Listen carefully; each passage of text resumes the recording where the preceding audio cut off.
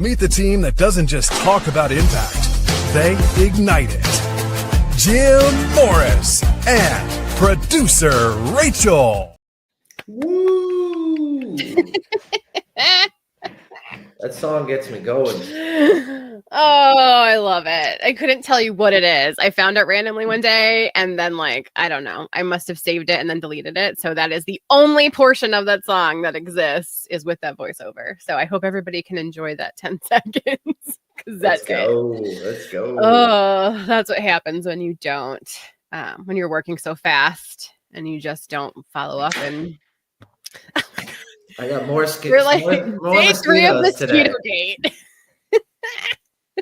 Crazy over here. As long as they're not touching the babies, that would freak me out. So if you need to put mosquito netting over the baby's crib, then we have a problem. Then we're good. I just don't know how they made it up in my office. I don't open the windows. They migrate. Plus the lights are on. If nothing else is on in the house, they migrate to the lights. I don't understand how that works, but Rise and Energize. It's the only room with lights on right now. Let's go. I know. The only one in the house. Your wife must love it when you're up early and talking loud. Is she ever can you shut the fuck up, Jim?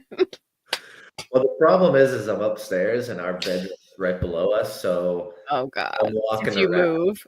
She's definitely hearing me for sure. Yeah. But it's one of those things, right? I have to get up early. My life has changed. There's just not enough time in the day. There's just a lot of responsibility with 2 little kids, right? So I'm losing hours in that typical work window, right? 8 to 4. I'm not working 8 to 4 consistently and consecutively where I used to, right? And I used to work 8 to 8, 7 days a week. So now I have to get up early. I have to take advantage of 3 hours before the family wakes up because I'm losing 3 hours at some point in the day of a normal work day, right? So all I'm doing is replacing the time. But to your point, she's not on that schedule. And I wouldn't be if I was her either. So I get it, I want to talk about that a little bit now that you brought it up, because I think it's a perfect segue into people that are side hustling and they see other business owners like yourself, becoming successful and doing the thing. And maybe they're side hustling, they have the corporate job, but they have the dream of owning a business. It's very hard to explain because I get these questions all the time. It's how do you do it all? And it's I'm not doing it all well sometimes. And you have to find the time. And that does mean getting up earlier and staying late and figuring out how that works for you.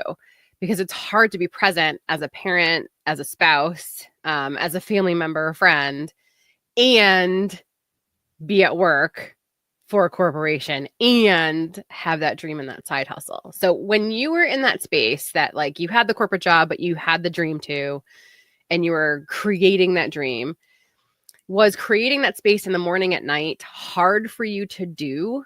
Or do you feel because you want it done so badly, you want it to get done, it's easier to create that early morning? Because I know a lot of people are oh, of course, wake up early.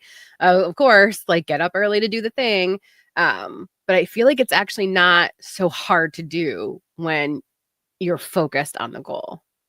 Well, I think it's what's your motivator, right? So when I think back of the first business I built, I worked 60 hours a minimum in corporate, would come home at 7, eat, have a drink, and then I'd work till 12 or 1 because I was motivated to build something. I was motivated to not, navigate someone else's plan.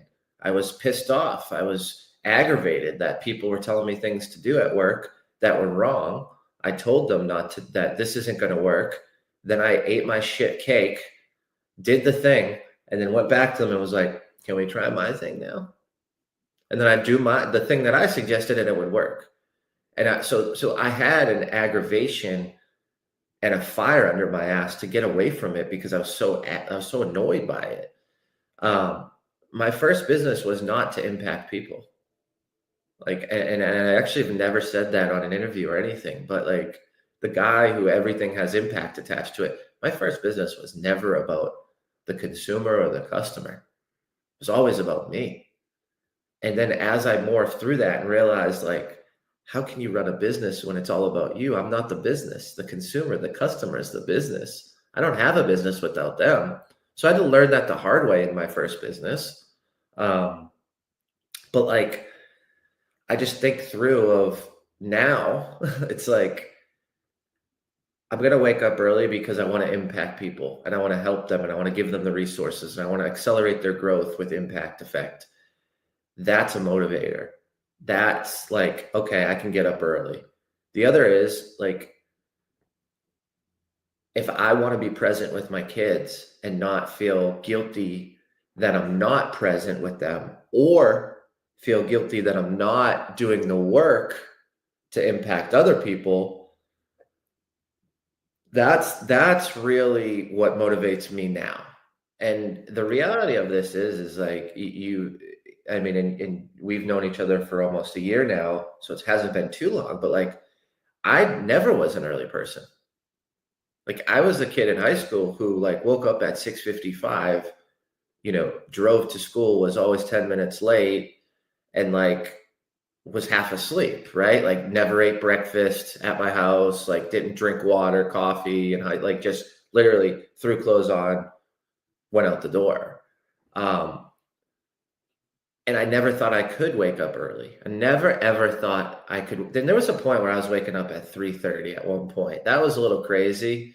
Like, sleep schedule is really messed up at that point. I wouldn't recommend it, but like, I never ever thought I'd be waking up at 4:30, 5 o'clock every single day. And it just takes the courage to step into it. It just takes the understanding of what is the motivation, right?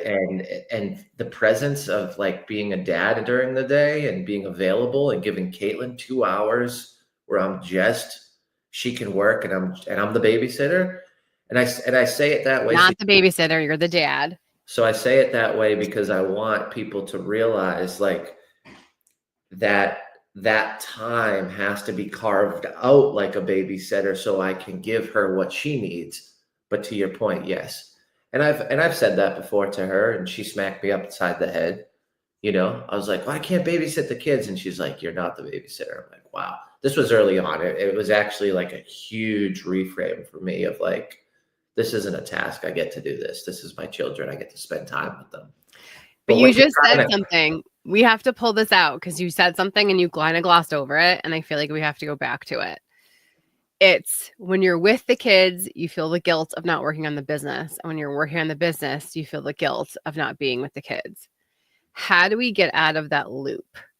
Because when we're in that situation where, okay, like we have the dream, we have the goal, we figured out how to carve out the time, but now when I'm doing one thing, I'm thinking about the other and vice versa. How can we just be present in the moment? How do we get our brains back to like not feeling guilty, number one? Like, I'm tired of the parent guilt and I'm tired of the business guilt. Like, how do I get out of this loop? Truly.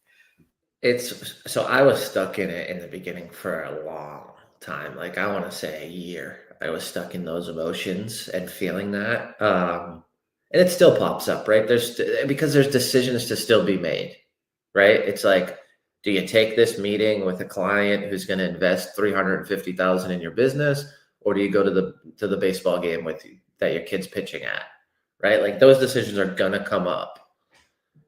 Which one are you going to regret 25 years from now? That's how I get out of it. I don't want to live my life when I'm retired and I've got boatloads of money and I'm enjoying everything with emotional scars. That's what I'm playing for. That's what I'm playing against. So if it's a decision of family or work, I'm always going to choose family, knowing that I can make money, knowing that I have a skill set, knowing that I'll figure it out. If it's related to a financial gain or a financial opportunity in the business, I think it gets messy when you don't have definitive guidelines to make those decisions, because you start to drift. You go, well, it's okay over here, and it's okay to do it for the family over here. And now what you're doing is you're confusing everything. The business is getting confused, whether it's you leading a business or a business partner or clients or customers, and your family is confused. It's like, well, you were a good dad last week. What the fuck happened today? you Well, I know? also think you get in this weird space, and this happened to me for a while, where you're like, oh, well, I'll think about my spouse another day. Like, they'll understand, right? Like, oh, I can put that on the back burner. I can put that on the back burner. And then after a while, they're going to like come tap you on the shoulder, like, hey, I'm not happy. And you're going to be like, oh, what do you mean? Like, what happened? It's like you stop showing up for us, and all you're doing, even when you're with us, you're still thinking about the business. You're not physically, mentally here. And that was something huge for me. And I didn't accept it at first. I literally was like, that's great. I still have to work. Like, I have to get this stuff done. Like, I'm here, we're watching a movie. And he's like, no, you're editing, you're doing all these other things. You're not here. So he'd be like, just go upstairs to your room and do what you need to do. And it sucked because I still had to get that stuff done. So it was just like, I love you, but yeah, no, I can't be here mentally right now. But I And think so I'm having a hard time with it still. but if you can control your energy, if you can put up your boundaries, if you can mitigate the fluff and the BS that has no impact, that just wastes time, that's comforting, right? Like one of the things that I realized, especially just 7, 8 months ago when we had James, our second, was like, I don't have time to bullshit a lot. Like I just don't. And if I can cut that out, I'm going to regain the time to be more present. And right now, like I'm still on the social media sabbatical. Number one thing I realized, I am not as busy as I thought I was. Like there ain't 800 people texting me. There's like 20 a day, right? Like it's me responding to notifications, me responding to comments. Like it's a different portal of communication. So what I realized is like, wow, instead of grabbing the phone and scrolling, why can't I just sit down on the floor and read a book to my kids? And then later when I have to work for 5 hours straight and we eat dinner, 30 minutes late, but that was scheduled, that was prepared, that was communicated. And I don't feel guilty because I was present earlier today in every this was what it really came down to. If I can be present in every opportunity with my kids, I will never have guilt about creating a financial future for them. But it has to be every opportunity. It can't be social media stealing my mind. I'm not listening to my daughter ask me a question about how she went poop on the potty yesterday. Like, yeah, we're in potty training, and I'll give you one thing. So fun. Potty training. Me and my wife trying 4 months straight. We put on Miss Rachel. 2 days she's pooping and peeing in the potty. I'm like, hell yeah, Miss Rachel. man, the Miss Rachel just gets it. I'm like, what is in that lady's water? Like, she's got my kid peeing and pooping in a potty in 48 hours. I've been trying for 4 months. The hardest is when you go on a road trip now and they're not in diapers anymore. And it's just like, oh God. So I always put them in a diaper anyway, because like if they fall asleep and like they're just so used to that peeing themselves, it's just horrifying. So I like the idea of setting boundaries in the schedule. I know I'm going to have a hard time adhering to them. However, that's a limiting belief, right? So I have to get over that limiting belief of having to say yes all the time. And then also working on being present. So I think that it's just a mindset shift that I have to make, and just like observe the feeling coming in, i.e., I have to get to those emails, or I have to get to that DM, or I have to get to this graphic or this edit or whatever it is. Observe it, but let it go and understand, like, I blacked out time to do that later. I'm present with my kids right now, or my husband. Like, let's be in the moment and not think about everything else that we have to do. And I've had that issue my whole life, because as a producer, you're always planning the next thing. And so to be present here is so hard when I'm always thinking about the next thing that we have to do. And so I want everybody to sort of understand, if you're feeling this, whether you have a side hustle or a business and you don't understand how to be present at all things all the time, take a step back, black out the time. Yes, if you're a side hustler and you want to make this, dream happen, do you have to make time in the morning and at night, or around your corporate job, around your family, around your friends? Yes. And do you also have to work on being present in the moment with whatever it is that you're doing? Also, yes. And if you're having trouble trying to carve out that time for that dream, exactly what Jim said, understand what is motivating you, what is the why.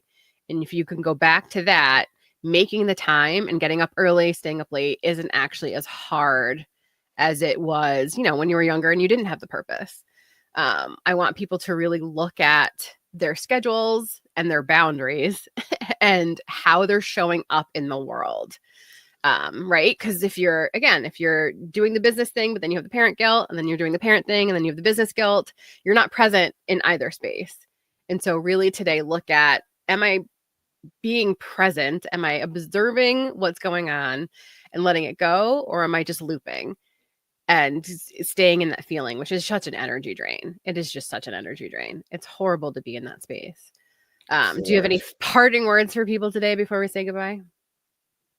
Just make a decision and communicate it, right? I think that's the biggest piece. Is we think that we have to make the perfect decision. It has to be concrete. It has to, make everybody happy, and fireworks and rainbows are occurring. And like, that's not the case. Like, to make a decision, the Latin root is to cut off, to decide. Like, we have to decide. And I think that's where you're drifting back and forth and you're not being satisfied on either level. It's like, okay, put things in place, be present during this time and here, do this during this time, and then challenge yourself. Maybe it is get off social for 30 days. Maybe it is not order out for 30 days when it comes to food. Like, try some of these challenges that I'm putting myself through right now to have that clarity. And I think that's been really, really good, is like, wow, I can do it all right now, and that could change, but I'm communicating it with my wife. I'm communicating it with my team and moving through it. So I would just say, define what moves you, what gives you energy, and rise above and make it happen. Take the action. That's perfect. You said decide to what? Decide to there make was it happen and take the action. It all rhymes. I'm going to make a title out of that somehow. Decide to make it happen and take the action. Let's go. All right, everybody. Have an amazing day.